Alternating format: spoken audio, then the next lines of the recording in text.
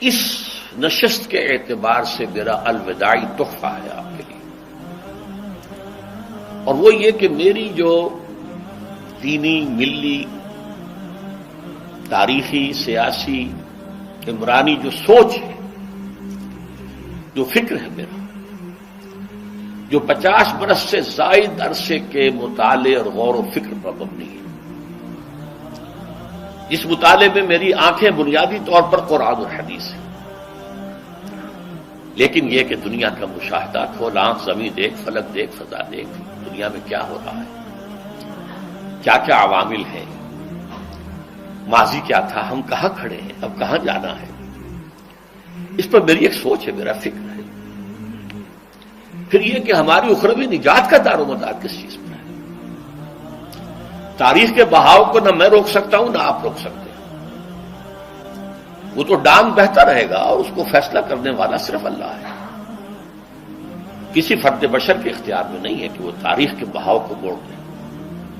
ہاں، محمد رسول اللہ نے موڑا تھا صلی اللہ علیہ وسلم، لیکن یہ ہے کہ ہم اس تاریخ کے بہاؤ میں تنکوں کی طرح بہتے چلے جائیں، یا یہ کہ ہمیں کچھ کرنا ہے۔ اس اعتبار سے میں اپنے فکر کا خلاصہ آج آپ کی خدمت میں پیش کروں گا، وہ میرا اس سلسلہ اجتماعات کے اعتبار سے الوداعی تحفہ ہوگا۔ اب میں آغاز کر رہا ہوں۔ پہلی بات، اس سبب میں 3 باتیں مجھے کہنی ہیں۔ سب سے پہلی بات یہ کہ زندگی کی سب سے بڑی حقیقت موت ہے۔ ہم بھلائے رکھتے ہیں، اپنے ذہن سے اسے دور رکھتے ہیں، لیکن واقعہ یہ ہے کہ زندگی کی سب سے بڑی حقیقت موت ہے۔ خدا کے منکر پیدا ہوئے ہیں، لیکن موت کا انکار کرنے والا بھی کوئی پیدا نہیں ہوا۔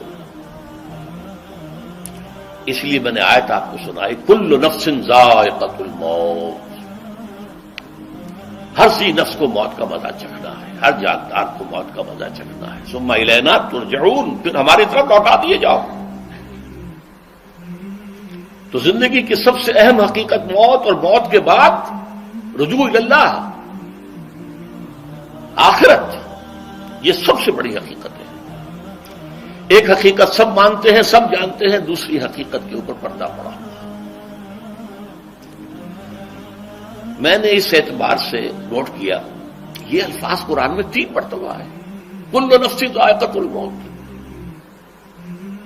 ہر جاندار کو موت کا مزہ چکھنا ہے۔ انبیاء اس سے مستثنا نہیں رہے، رسول اس سے مستثنا نہیں رہے، اولیاء اللہ مستثنا نہیں رہے۔ وقتی طور پر استثناء حضرت عیسیٰ کا ہے کہ ابھی وہ زندہ ہے، لیکن عیسیٰ یاتی علیہ الموت، حضور نے فرمایا عیسیٰ پر بھی موت آئے گی، جب دوبارہ آئیں گے، زمین پر اتریں گے، پھر اس کے بعد ان پر موت وارد ہوگی، ان کی نماز جنازہ پڑھی جائے گی، انہیں دفن کیا جائے گا حضور کے پہلو میں، شادی بھی کریں گے، اولاد بھی ہوگی۔ باقی تو یہ ہے کہ کل نفس ذائقۃ الموت، سب کو موت کا مزہ چکھنا ہے۔ عیسیٰ بھی بالآخر اس سے مستثنا نہیں رہیں گے، بلکہ قرآن میں ایک جگہ کہا گیا ہے افإن مت فهم الخالدون، کیا ہے نبی، اگر آپ کا انتقال ہو گیا تو یہ کیا ہمیشہ رہیں گے؟ کون ہے دنیا میں جو ہمیشہ رہے؟ انتقال تو ہونا، آپ کا بھی ہونا ہے۔ انک میت وانہم لمیتون، یہ تو مختصر ترین الفاظ تھے۔ اس سے آگے بڑھیے، سورہ انبیاء میں فرمایا کل نفس ذائقۃ الموت وَنَبْلُوكُمْ بِالشَّرِّ وَالْخَيْرِ فِتْنَةً وَإِلَيْنَا تُرْجَعُونَ، ہر جاندار کو موت کا مزہ چکھنا ہے، اور اس سے پہلے پہلے ہم تمہیں آزماتے رہیں گے، خیر کے ذریعے بھی، بھلائی دے کر، صحت دے کر، دولت دے کر، اولاد دے کر، شہرت دے کر، اور برائی کے ذریعے سے بھی، تنگ دستی دے کر، بے عزتی دے کر، اہانت دے کر، ذلت دے کر، وَإِلَيْنَا تُرْجَعُونَ، اور پھر ہماری طرف لوٹائے جاؤ گے۔ یہ وہ دوسری حقیقت جو میں نے کہا کہ جس پر پردہ پڑا ہوا ہے، بہت بڑا پردہ ہے۔ لوگ یہی سمجھتے ہیں کہ یہی دنیا کی زندگی ہے۔ قرآن کہتا ہے ان الدار الآخرۃ لہی الحیوان لو کانوا یعلمون، یہ تو آخرت والی زندگی ہے جو اصل زندگی ہے، کاش کہ انہیں معلوم ہوتا۔ اس سے بھی زیادہ تفصیل سے یہ آل عمران میں آئی ہے آیت۔ کل نفس ذائقۃ الموت وانما توفون اجورکم یوم القیامہ، ہر جاندار کو موت کا مزہ چکھنا ہے اور پھر تمہیں پورا پورا تمہارا اجر اور بدلہ دے دیا جائے گا قیامت کے دن۔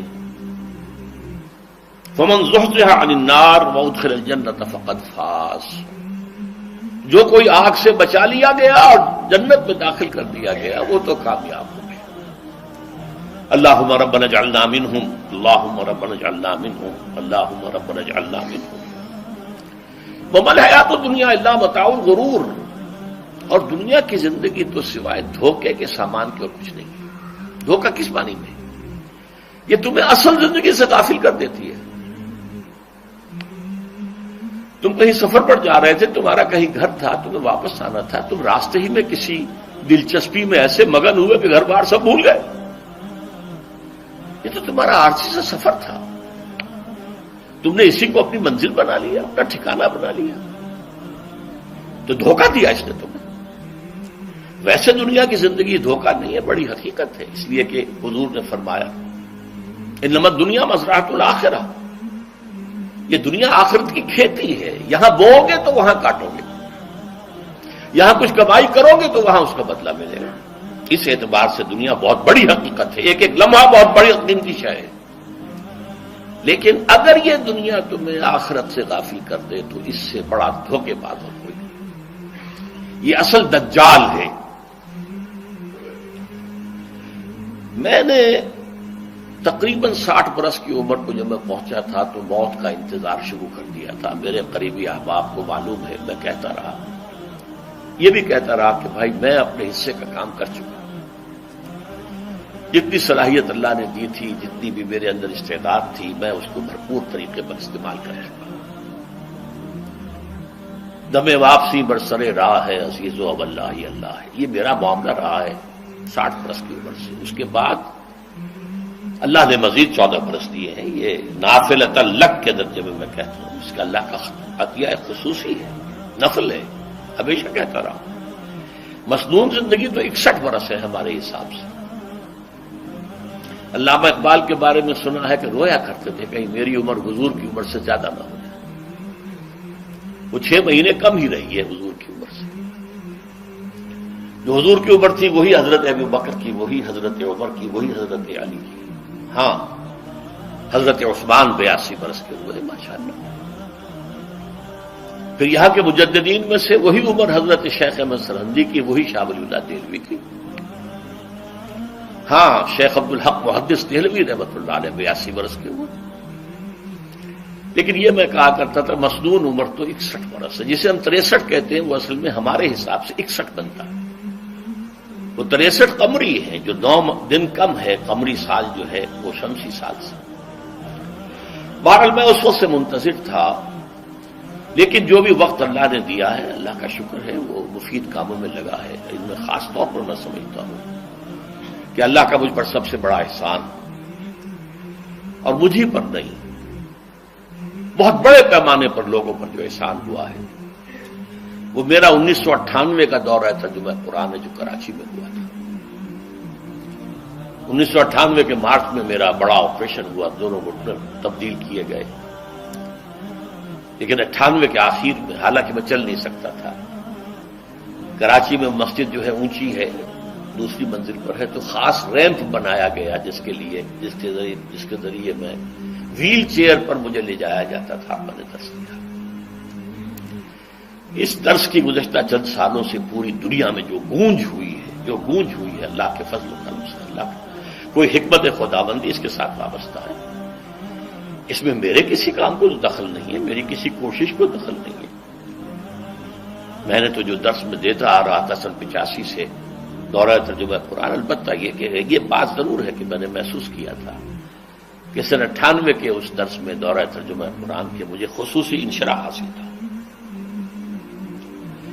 میری ساری گفتگو کا حاصل کیا ہے؟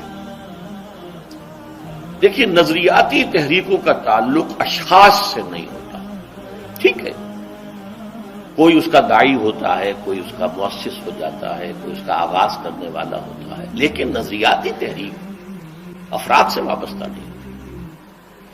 افراد آتے چلے جاتے ہیں اپنا اپنا حصے کا کام کر کے، جس کو جتنا مقدر ہے، جس کی جتنی اللہ تعالیٰ کی طرف سے توفیق ہے، وہ اپنا کام کرے گا، چلا جائے گا۔ یہ چمن یوں ہی رہے گا اور ہزاروں جانور اپنی اپنی بولیاں سب بول کر اڑ جائیں گے۔ مبارک ہیں وہ لوگ جنہیں قرآن کی بولی بولنا نصیب ہو جائے۔ وَإِنْ يَحْسَبُ أَنِّي مِنْهُمْ، مجھے گمان ہے، اللہ کا فضل ہے کہ میں ان میں سے ہوں، میں نے قرآن کی بولی بولی ہے، اور قرآن مجید کو جیسا کہ وہ ہے ایز اٹ از، اپنے کو مذمومہ خیالات، اپنے کوئی ذہن سے زائدہ نظریات کو میں نے اس میں دخل نہیں دیا، جسے انگریزی میں آپ آبجیکٹیولی کہتے ہیں۔ خالص معروضی طور پر قرآن کو پڑھا، قرآن کو قرآن سے سمجھائے، یا پھر سیرت رسول سے سمجھائے۔ میں لفظ سنت کی بجائے سیرت استعمال کر رہا ہوں۔ قرآن مجسم حضور تھے صلی اللہ علیہ وسلم، اور حضور کی سیرت اور حیات جو ہے وہ قرآن مجید کی اصل تفسیر ہے۔ یہ حقیقت بھی بہت کم لوگوں کے علم ہے۔ وہ احادیث کا نام تو لیتے ہیں، احادیث بھی ہے، سیرت بھی تو احادیث ہی سے ہمیں ملتی ہے، لیکن میں خاص طور پر سنت یا حدیث کی بجائے سیرت کا استعمال کروں۔ قرآن کی دو سورسز ہیں، قرآن خود اور سیرت رسول صلی اللہ علیہ وسلم۔ دین کی بات پھیلانا صدقہ جاریہ ہے، ثواب کی نیت سے ویڈیو کو شیئر ضرور کیجیے۔ جزاک اللہ۔